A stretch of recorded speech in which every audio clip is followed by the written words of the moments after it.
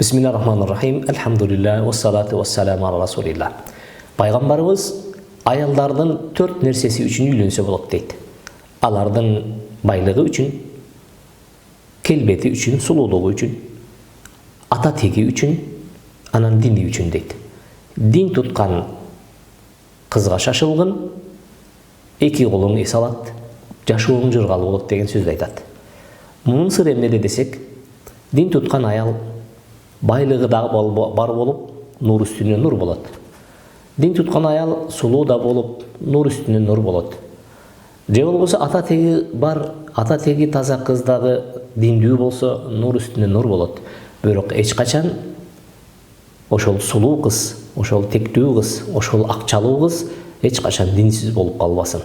Ал учурда ал күйөөсүнө эртеңки күнү сен ким элең күзгүгө карачы, сенин имтиханың кече күнү